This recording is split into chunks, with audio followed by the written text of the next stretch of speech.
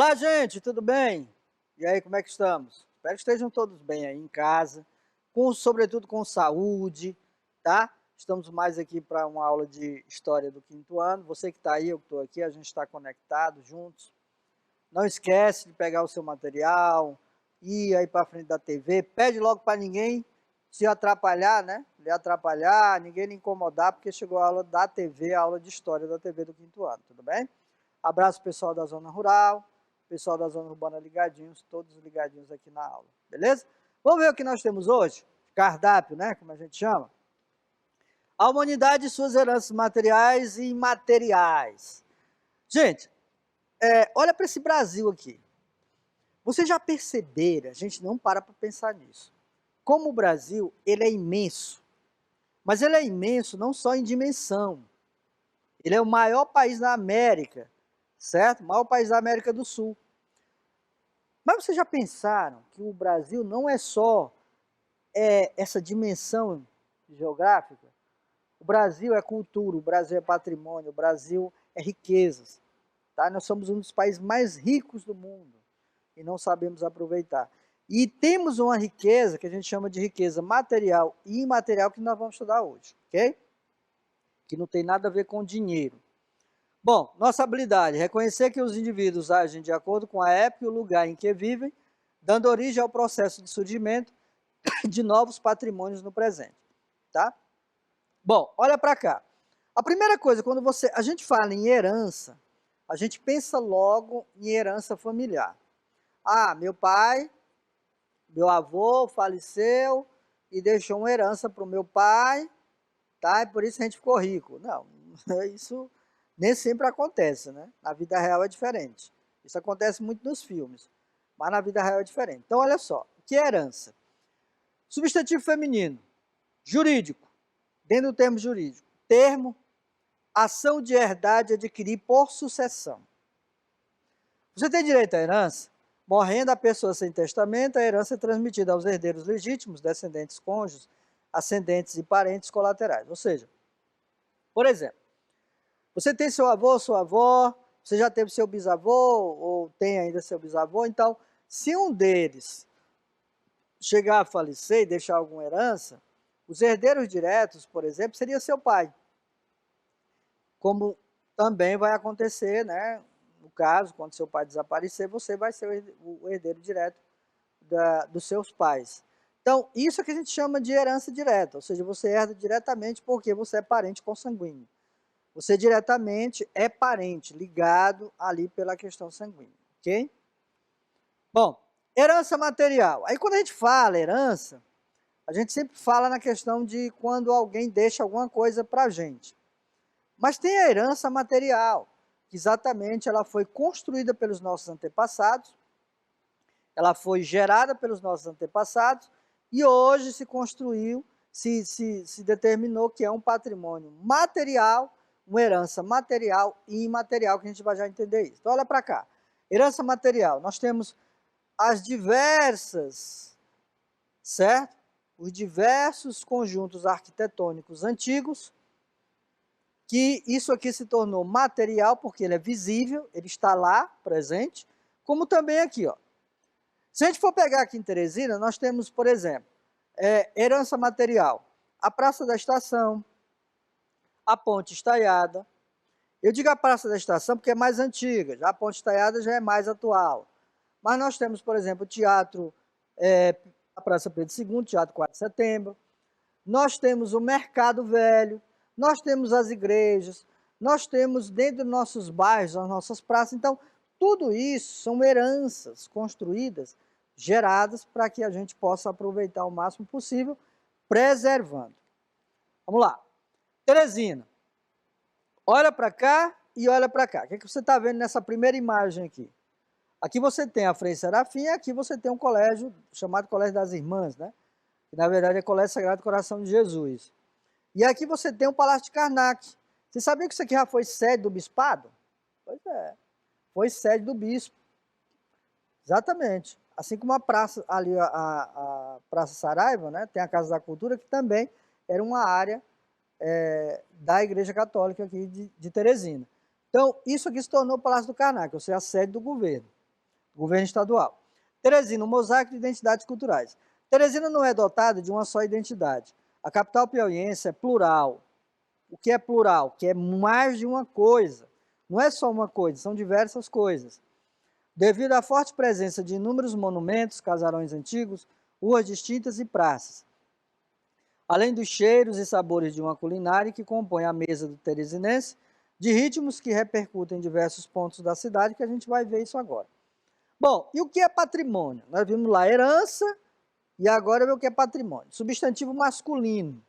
Tá vendo esse SM aqui? Sempre quando você vai procurar no dicionário, aparece isso aqui, ó, ADJ ou SM. ADJ é adjetivo, SM substantivo masculino. Então, primeiro, é uma herança paterna, patrimônio é uma herança paterna, patrimônio são bens de família, patrimônio, em tempos passados, bens necessários à ordenação e sustentação de um eclesiástico. Né? Patrimônio, quaisquer bens materiais ou morais pertencentes a uma pessoa, instituição ou coletividade. Então, por exemplo, seu pai aí tiver um carro, tiver uma moto, ele tem um patrimônio. Ele tem um patrimônio, algo material. Se ele tem sua casa, é um patrimônio. Se tem mora em algum sítio, é seu, é da família, é um patrimônio familiar, tá? Então, isso é o que a gente chama de patrimônio.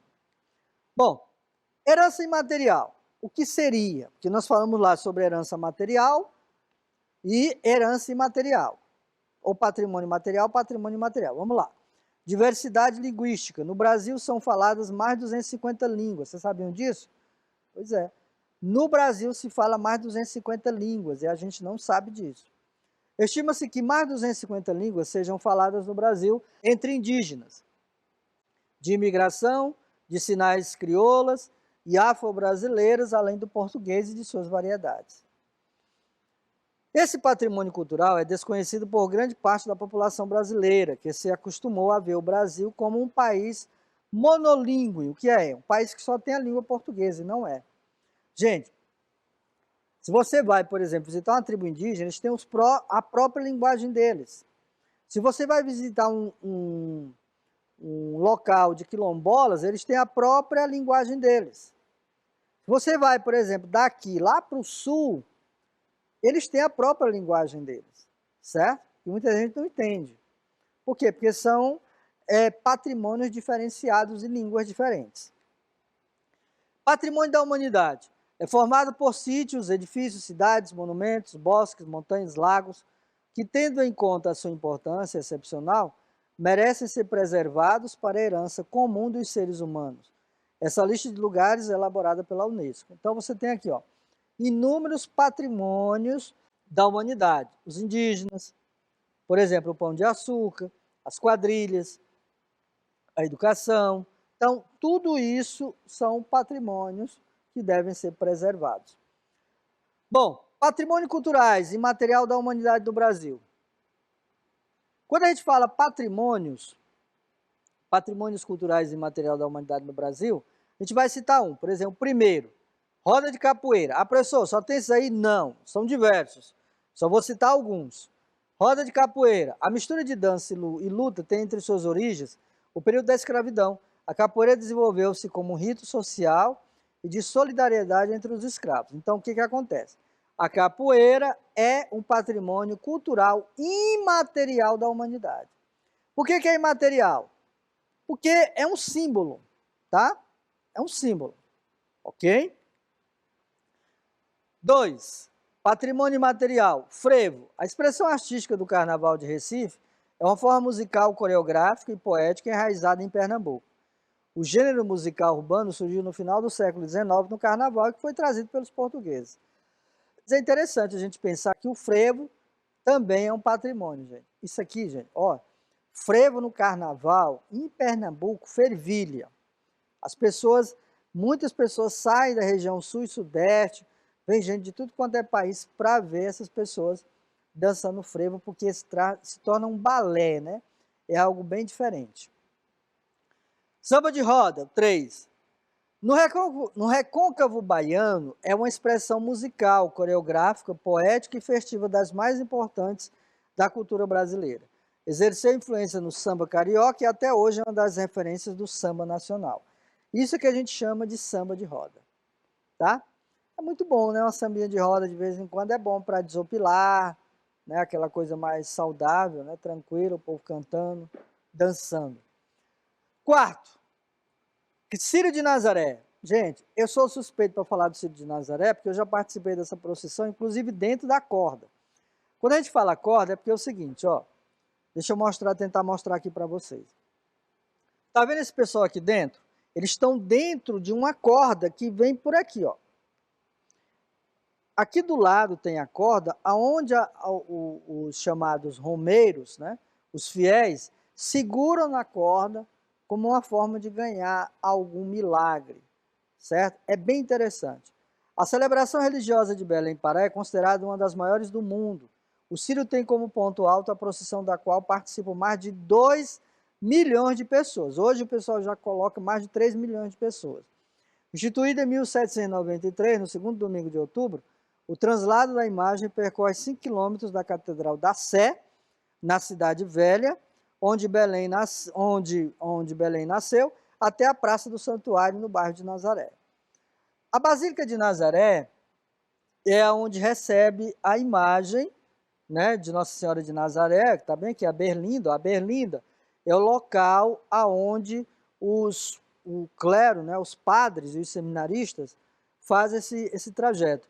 Eu tive aqui durante muito tempo, durante quase 4 anos, certo? Isso foi na década de 80, 90, mas é bem interessante, porque a dimensão como o Círio de Nazaré, né, se tornou uma coisa enorme, uma coisa gigantesca. E é uma coisa incrível de ver, você vê aquelas pessoas ali se sufocando para tentar pegar na corda em busca de algum tipo de milagre. Mas se tornou um patrimônio imaterial para nós hoje. Bom, e 5, arte cursiva. Gente, olha, a pintura corporal e a arte gráfica dos povos indígenas Uajapi, né, no Amapá, sintetizam um modo particular de conhecer e agir sobre o universo. São 48 aldeias onde vivem mais de 1.000 índios. A arte está vinculada à organização social, uso da terra e conhecimento tradicional. A pintura é para todos os dias e quando os adultos se pintam, os jovens aprendem a fazer a composição de kuziwarã no corpo, que é isso aqui, ó. Isso aqui é feito com um tipo de corante natural, não tem nada artificial, tá? É tudo de forma natural e ele tem isso como uma tradição. Então, a arte cursiva também se tornou um patrimônio material da humanidade. Bom, e os patrimônios culturais materiais? Aquilo que você vê, você enxerga, você percebe a olho nu. Bom, primeiro nós temos o Centro Histórico de Ouro Preto. Existe, gente. Existem diversos outros patrimônios culturais, eu trouxe apenas alguns. Centro Histórico de Ouro Preto. Gente, é muito bonito isso aqui, tá?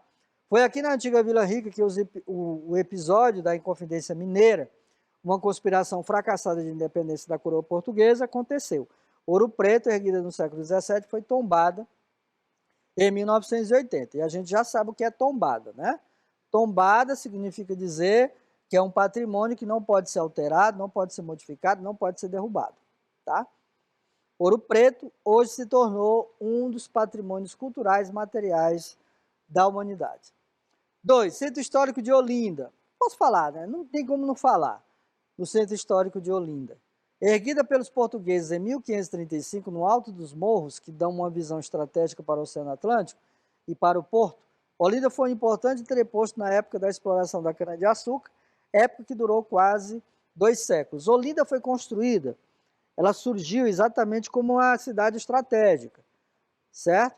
Cidade estratégica, ali, né, os governantes, né, os militares da época conseguiam ver quem chegava pelo Oceano Atlântico. Então, eles já podiam se resguardar e se preparar para essas invasões que aconteceram. Bom, 3, nós temos as ruínas de São Miguel das Missões. A gente nem sabe disso, né, gente? Ruína de São Miguel das Missões, no Rio Grande do Sul, realmente é ruína, mas é um patrimônio material da humanidade. Erguida pelos padres jesuítas em território pertencentes aos índios guaranis, entre os séculos 17 e 18, as construções serviam como polos catequizadores das pessoas, que moravam aqui antes da chegada dos portugueses. Então, isso aqui também é um patrimônio que tem que ser preservado. 4. Centro Histórico de Salvador, Bahia. É, bichinho, bom demais falar do baiano. Olha, se você olhar aqui, ó, aqui nós vamos ter também um Pelourinho, né? Que é exatamente o local. O Pelourinho era o local onde, na época da escravidão, os escravos eram açoitados. Existia uma espécie de tronco, eles eram amarrados aos troncos com correntes e ali eles eram açoitados, inclusive com as pontas dos chicotes, né, que tinham algumas lâminas para cortar a pele. Coisa absurda. Os prédios coloridos do centro histórico da primeira capital do Brasil foram tombados como patrimônio cultural da humanidade em 1985. A cidade foi um ponto histórico de conversão entre as culturas dos europeus, dos africanos e dos indígenas brasileiros. Salvador, por exemplo, que é a capital da Bahia, é a cidade brasileira que tem a maior contingência, o maior número de pessoas negras, tá? Então, é bom que se diga isso, porque Bahia realmente é uma cidade afrodescendente. Aliás, um estado afrodescendente. 5. Santuário de Bom Jesus de Matozinhos em Congonhas, Minas Gerais. Que é interessante falar disso, né? Porque a gente geralmente começa a perceber como o Brasil é imenso em patrimônio. Construído na segunda metade do século XVIII, o Santuário de Bom Jesus dos Matozinhos tem 7 capelas que ilustram a Via Crucis e uma escadaria exterior decorada com estátuas dos profetas católicos. Feitas em pedra-sabão, as estátuas são legítimas representantes da arte de Aleijadinho. Olha, tem uma história que conta que é fato. Essas estátuas foram construídas e algumas representam os pastores, né, os apóstolos, lá em Matozinhos, Minas Gerais, foi construída por Aleijadinho, um artista, né? E ele fazia em pedra-sabão, gente. Isso aqui tudo é pedra-sabão, pedra mesmo, pedra-sabão. E ele tinha um problema nas mãos, então o que ele fazia? Ele pedia para amarrar o martelo e a cunha é uma espécie de objeto cortante, nas mãos, certo? E assim ele conseguia fazer essas belíssimas esculturas, né, estátuas que ainda hoje estão presentes lá e fazem parte de toda essa tradição católica. Bom, e aí, gente, não poderia deixar de falar. Parque Nacional Serra da Capivara. Hoje é um patrimônio, não só patrimônio histórico, material, mas é um patrimônio cultural da humanidade, que tem que ser preservado, né? Há pouco tempo a gente teve alguns incêndios lá, e esses incêndios quase atingem o parque. Então, corremos um risco sério de ter o nosso grande patrimônio destruído, tá? Então, tem que ter cuidado. Um dos sítios arqueológicos mais antigos da América do Sul, o Parque Nacional Serra da Capivara, é repleto de cavernas rochosas, cobertas de pinturas rupestres. São mais de 300 pontos de interesse espalhados numa área de 214 quilômetros de circunferência. Algumas pinturas foram feitas há mais de 25 mil anos e relatam a vida, os costumes, as lendas e a cultura do povo que originou a ocupação do continente americano. Já falamos sobre isso, mas eu não me canso de falar. Serra da Capivara, patrimônio histórico da humanidade.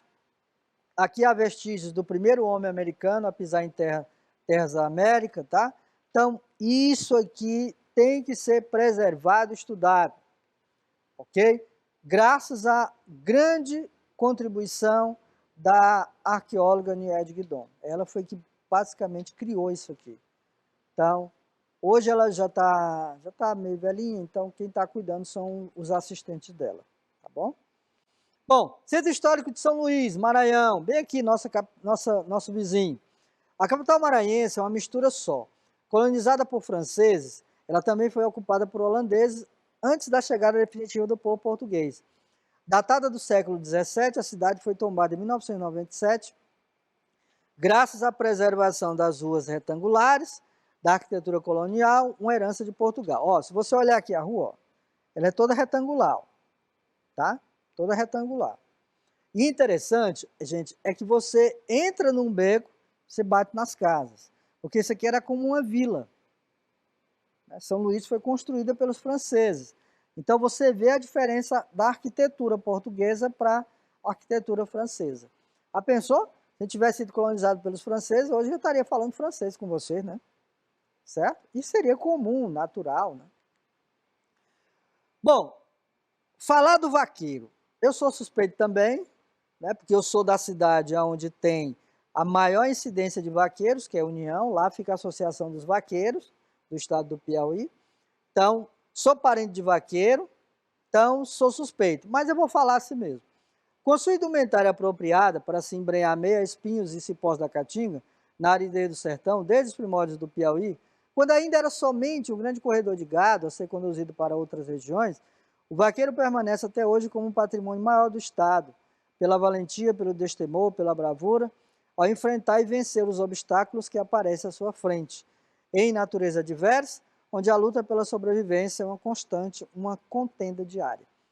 Eu já expliquei para vocês o que é isso aqui, né? Essa roupa do vaqueiro, que a gente chama de gibão, todo paramentado, exatamente para protegê-lo quando ele anda correndo atrás dos bois, né? No mato, e evitar que algum galho venha a perfurar. Então, isso a gente já explicou. Mas o que é importante é você perceber que o vaqueiro piauiense hoje se tornou um patrimônio cultural da humanidade, reconhecido até pela Câmara dos Deputados, ok? Então, preservar, ok? E se você quiser conhecer, depois você pode ir lá no YouTube, conhecer sobre a realidade dos vaqueiros lá de União. Bom, a cidade de Parnaíba, gente, a gente vai falar agora um pouco do Piauí, sobre o patrimônio do Piauí. Aqui tem o Porto das Barcas, na cidade de Parnaíba, olha só. A cidade de Parnaíba é a porta de entrada do delta do Parnaíba, onde o rio encontra o mar. Uma das preciosidades do turismo brasileiro, com 2.700 km², formados por mais de 70 ilhas, que se tornou um dos maiores patrimônios dos piauienses. Nós temos o primeiro delta, né, o único delta que faz essa ligação a céu aberto, certo? Das Américas. Então a gente tem que reconhecer que se trata de um patrimônio que tem que também ser preservado. E aí, nós temos aqui, eu trouxe alguns patrimônios, nossas riquezas. Aqui nós temos o Bumba Meu Boi. Até hoje tem uma discussão, alguns discutem se o boi ele é maranhense, né? Os maranhenses têm o seu boi, nós temos o nosso, os pernambucanos têm o dele, os cearenses têm o dele, e assim a gente mistura essa cultura. Aqui eu não posso deixar de falar a nossa cajuína, certo? Já foi até motivo até de música de um grande cantor chamado Caetano Veloso. E aqui nós temos a nossa cerâmica. E dentro da cerâmica a gente tem todo o nosso polo criativo. Aqui, gente, olha aqui, ó. Se você olhar aqui, isso aqui, gente, é coco babaçu. É um artesanato feito de coco babaçu, certo? Artesanato feito de coco babaçu. Ok? Aqui nós temos o reisado, também faz parte da nossa cultura, sobretudo no interior. Aqui nós temos, eita, capote, né? Falar de capote, prato de comida de capote com fome é complicado. Aqui nós temos o capote com pimenta de cheiro, que é uma das nossas também tradições culinárias. E não podia faltar a nossa galinha caipira. Tá? Você pode estar dizendo, professor, gosta disso aí não, meu negócio é hambúrguer, meu negócio é Coca-Cola, meu negócio é um refri. Mas isso aqui é patrimônio da humanidade, tá? Patrimônio nosso, inicialmente nosso, que tem que ser preservado. Pergunte para o seu pai, para a sua mãe, para o seu avô, para a sua avó que está aí do seu lado, que ele vai dizer se ele prefere uma Coca-Cola ou uma galinha caipira. Pergunte para ele, tá? Bom, ou se ele prefere um capote com pimenta de cheiro ou um hambúrguer. Talvez seu avô nem saiba o que é isso. Mas vamos lá. Para a gente encerrar, nós temos aí o nosso desafio. Antes de falar do desafio, eu queria só lembrar mais uma vez que se você perdeu alguma aula, tá? As aulas são vinculadas aí pela manhã, reprisadas à tarde, mas de repente acontece faltar energia, né? Hoje mesmo faltou energia aqui na cidade de Teresina. Nós estamos aí com problemas de energia no país inteiro. Então falta energia, caiu a conexão, caiu um poste, um fio, alguma coisa desse tipo, você pode pedir lá ao seu professor para compartilhar o link e você assiste pelo YouTube, tá bom? Só não pode perder nenhuma aula, porque se você perde alguma aula, fica complicado depois para você entender. Nosso desafio de hoje, pergunte aos seus avós, tá? Professor, meus avós não moram comigo, então pergunte para o seu tio, pergunte para o seu pai, pergunte para alguém que mora com você, alguém, certo? Com mais idade. Qual é o maior patrimônio que eles irão deixar para seus filhos? Você chega assim, como quer, vovó, é que o professor Jota passou lá um desafio e eu tenho que contar com a sua participação, né? Se ela for zangada, você vai com jeitinho. Se ele for zangado, também. É porque eu queria fazer uma pergunta para a senhora, ou para o senhor, né? Eu queria saber qual é o maior patrimônio que o senhor, a senhora, vai deixar para o meu pai. E aí eles vão dizer, né? Tá certo? Aí você anota ali rapidinho no caderno para não esquecer, tudo bem? Depois faça a mesma pergunta aos seus pais em relação a você. Por exemplo, depois que você perguntar para o seu avô ou sua avó, aí você chega para o seu pai e pergunta para ele, papai, qual é o maior patrimônio que o senhor vai deixar para mim? Ele vai dizer assim, não, é uma enxada. Não. Ah, não. Aí ele vai dizer, tá? Espera ele falar. Às vezes você vai ter uma surpresa, tá certo? Então espera ele falar qual é o maior patrimônio que ele vai deixar para você. Primeiro você pergunta lá ao seu avô, sua avó, depois você pergunta para o seu pai. A mesma pergunta, tudo bem? E assim você vai construindo uma forma de entendimento sobre patrimônio e herança, tá? Patrimônio e herança. De repente isso aí pode ajudar a entender todo o nosso conteúdo de aula hoje, tudo bem? Gente, estamos terminando a aula. Eu queria pedir uma coisa para vocês que estão aí, tá? Eu estou aqui conectado com vocês. Inicialmente o cuidado que a gente ainda tem que ter com a pandemia, tá bom? Então, eu sei que boa parte dos pais de vocês, da família de vocês, já foi vacinado. Mas todo cuidado é necessário. Usar máscara, usar álcool em gel. Eu estou aqui, por exemplo, num ambiente seguro. Tá? Só tem eu e outra pessoa aqui num ambiente muito grande. Certo? Estou sem máscara, mas estou num ambiente seguro. Porque exatamente a gente está junto aqui. Então, muito cuidado, ok? Um abraço a todos. Até lá, a gente se vê na próxima aula.